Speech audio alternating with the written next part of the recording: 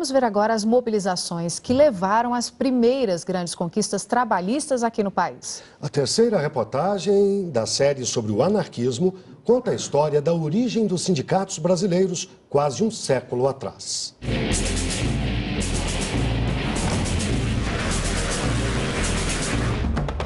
A população ocupou o centro de São Paulo. A repressão policial tentou dispersar os manifestantes, mas apenas fortaleceu os protestos que se espalharam por outras cidades.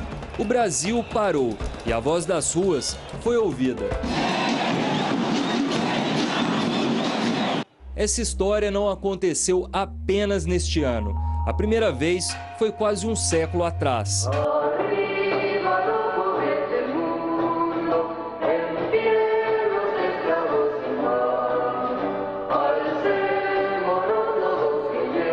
Com a chegada de milhões de imigrantes que vieram trabalhar nas lavouras e nos centros urbanos, o Brasil mudou.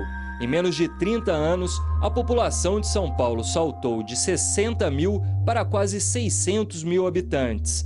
O governo brasileiro tinha interesse em substituir a mão de obra escrava por uma mão de obra imigrante, de preferência europeia, de preferência branca. Com os italianos e espanhóis que aqui chegaram, vieram também novas ideias de mudança social, entre elas o anarquismo. O anarquismo é uma ideologia. E como ideologia, ela pretende transformar a realidade. Uma sociedade, obviamente, sem Estado, né, com o fim do Estado, a substituição desse Estado por organizações de trabalhadores. Por causa da Primeira Guerra Mundial, os alimentos do Brasil ficaram mais caros, sem que houvesse um reajuste nos salários. Por décadas, os operários lutaram por melhores condições de trabalho e pelo direito de se mobilizar. Isolados, encontraram uma voz comum nos sindicatos e nos jornais operários, entre eles a Plebe, do jornalista e anarquista Edgar Lenholt. Esses jornais, eles comunicavam à classe trabalhadora parte das demandas, claro, com um filtro ideológico, né? E mais um filtro ideológico que formava, em alguma medida, uma cultura, isso é muito importante, uma cultura política de protesto. Então, essa cultura política de protesto, ela em grande medida, né, ela é autoral dos anarquistas, ou seja, a autoria dela é essencialmente libertária. Nem todas as pessoas que estão no sindicato são anarquistas, mas é muito claro de que as principais ideias que estão na gestão do movimento operário são ideias anarquistas, como de autogestão, né? Eles são anti-estatais e anti-hierárquicas. Esse edifício na Moca, na zona leste da capital paulista, abriga atualmente um supermercado. Mas no passado, aqui funcionava uma indústria têxtil chamada Cotonifício Cresp. Em 1917, os operários dessa fábrica, incluindo mulheres e crianças, entraram em greve. Eles exigiam um aumento salarial de 20% e a redução da jornada de trabalho para 8 horas diárias. Grande parte desse operariado do cotonifício era mulheres e crianças, com escalas de trabalho assim de 12 horas, né, com quase crianças inclusive sendo penalizadas se não produziam o quanto esses industriais gostariam, ganhando muito pouco. Naquela semana, outras classes de trabalhadores também cruzaram os braços. Anarquistas portando a bandeira preta lideraram a greve geral.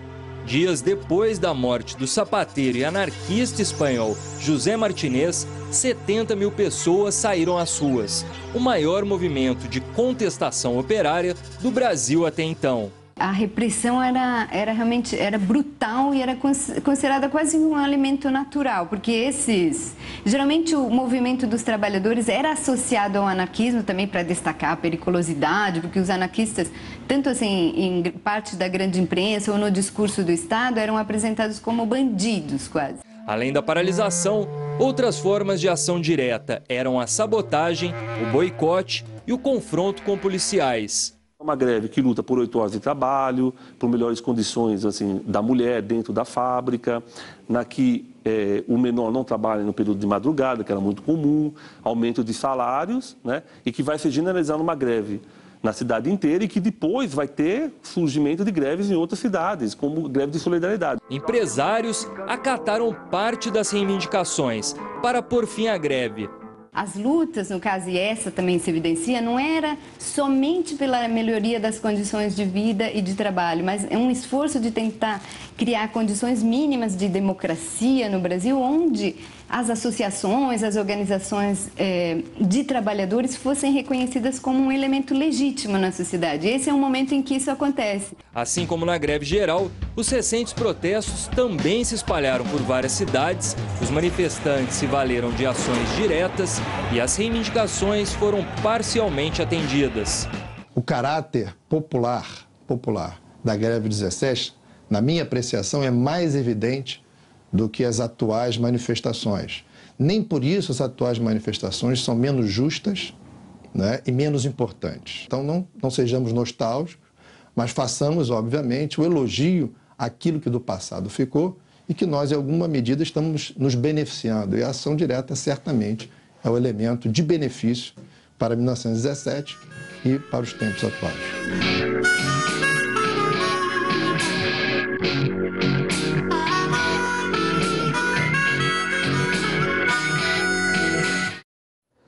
Amanhã, na última reportagem da série, vamos ver quem são e onde atuam os grupos brasileiros organizados que assumem a bandeira anarquista no século